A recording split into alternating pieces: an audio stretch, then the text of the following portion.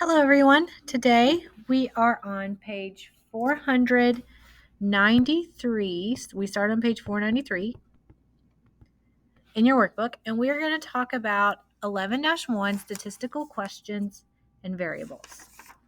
Now, a statistical question is a question that can be answered by collecting data.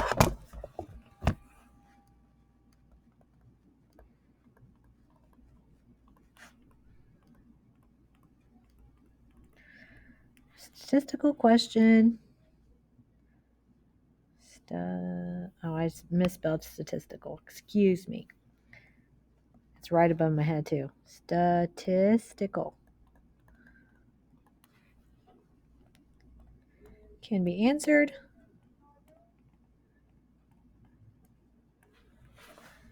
by collecting data.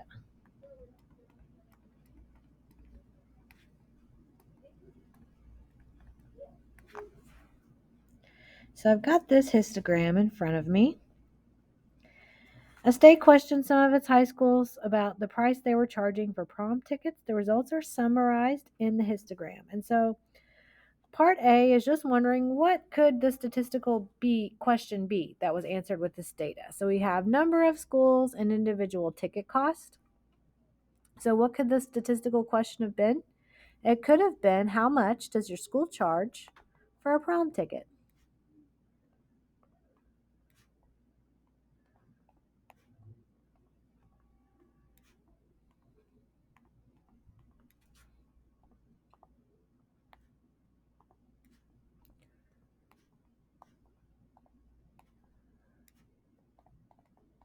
This is an example of a statistical question. To get an answer to this, I would have to go to a bunch of different schools and ask them, hey, how much does your school charge for a prom ticket? There's no right or wrong answer. I would just have to go around and ask the questions. So if I look at example 1, is it a statistical question? Well, part A, which is the most popular visual art form? Photography, painting, sculpting, or drawing? To get an answer to this, I might go about and ask several people, hey, what do you like the most for visual art? Or maybe I would look at search histories, or maybe I would go to some museums and see which exhibits they have the most number of items for. But I would have to gather data. So is this a statistical question? Yes, this is. Part B, how many lithographs were created by artist M.C. Escher? That is not a statistical question because there is a right or wrong answer. I could just go find the works by M.C. Escher and then I would just count them. So there is a right answer. So that would not be a statistical question. Now, when we ask statistical questions, back in this prom question, the answer that the school would have given me would have been a number, and that number would have had a value with a unit. When we ask statistical questions, we will get responses. And the responses to those questions are called variables. And we can have categorical variables or quantitative variables. And how we represent them depends on what type of variable it is. Categorical variables are variables that place answers into categories. So I might ask some people, what is your favorite color? Is it red? Is it yellow? Is it blue? Is it green? But your answer would be a color, or your favorite sports team, subject in school, what type of car you drive or would want to drive. Quantitative is a value, or your answers are values with units. So if I went around gathering data about your hourly wage, your unit on that would be dollars. Number of siblings, well, it looks like this person has 3 siblings and they're people. Time spent studying, shoe size, as long as it's measured and with a unit, that would be a categorical variable. Now, the way we represent the data is different. If we have categorical data, we can represent it with a pie chart with a bar graph or bar chart, or even a two-way table.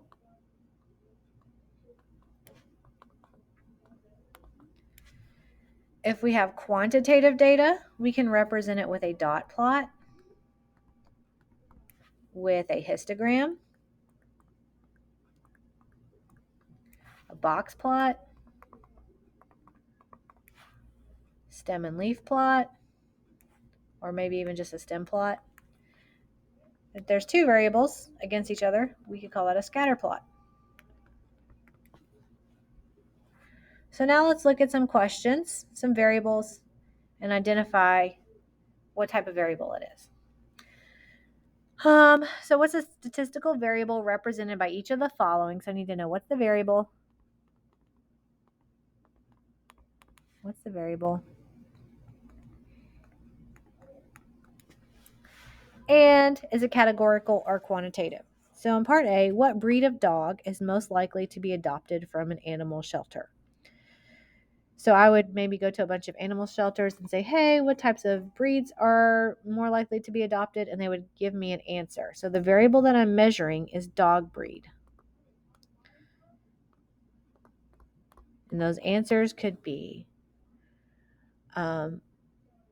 labs, collies, German shepherds, dachshunds, multi-breeds. So those are categories. So this variable is categorical. Those are not numbers. Those are breeds. Categorical. What's the average number of students per activity participating in after-school activities? What are you going to give me an answer for that? You're going to tell me a number. So the variable is the average number of students per activity. And that would be quantitative, because if you answer that question, you're going to tell me a number, and that number is going to have units. In habits of mind, consider the sentence, there are 3 birthdays in our class in the 3rd month. What are the differences in how the 3 is used? 3 birthdays is a count, or the number of birthdays. So 3 birthdays is a quantitative number. The 3rd month is the category of when the birthday is. So this would be categorical.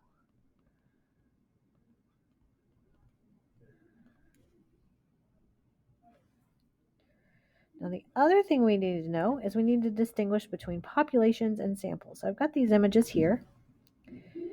The first image is of a population. A population you can think of as all the members in a group. Now that population doesn't have to be the population of the world or your school. It can just be whatever the entire group is, the population. So that's why all of these people seem to be represented. But then if you notice down here, I've got the same picture, but not everyone is showing up. That's because that is a sample, a subgroup. Now, if you give me a number from a population or data from population, it's called a parameter. And it's nice that parameter starts with P and so does population. So a parameter is data collected from an entire population, and a statistic is data collected from a sample. Both start with S. So let's look over here. A city worker collects 5 vials of water from each of 10 randomly selected locations all over the city to represent or to test the level of bacteria in the city's water supply. So what's the sample? Well, first of all, I think it's easier to think about what the population is. The worker is collecting water from all over the city. So he's got different water that he's collecting all over the city. So the population would be all the water in the city.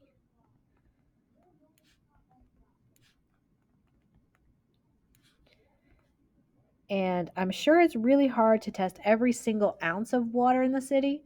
So for that reason, the worker is collecting vials of water. So if our population is all the water in the city, or the other way that we can think of it as the city's water supply,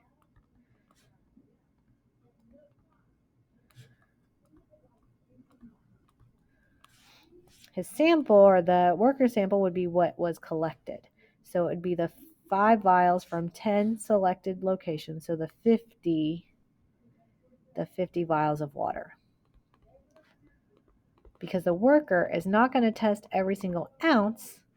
The worker will test the 50 vials to see if the levels of bacteria. 50 vials, not of work, 50 vials of water.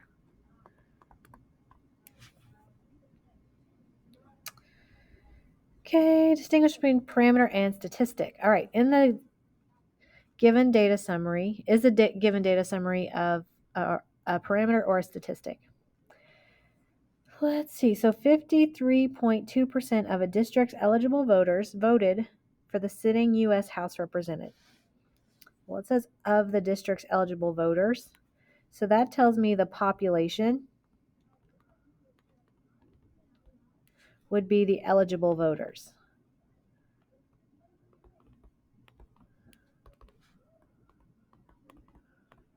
And since this number is 53.2% of the population, 53.2% is a parameter. The median age of a car in 20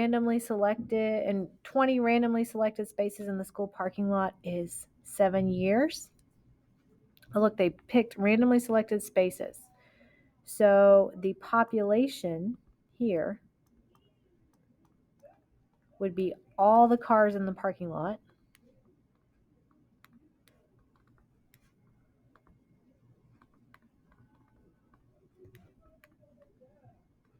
The sample, since there was a sample collected from that, would be the 20 randomly selected spaces.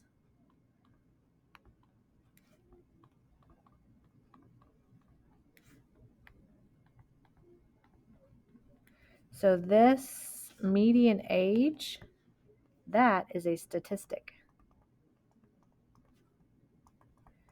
Because it's not the median age of all the cars in the parking lot. It's the median age of the cars in the 20 randomly selected. So sample would be cars in the 20 randomly selected spaces.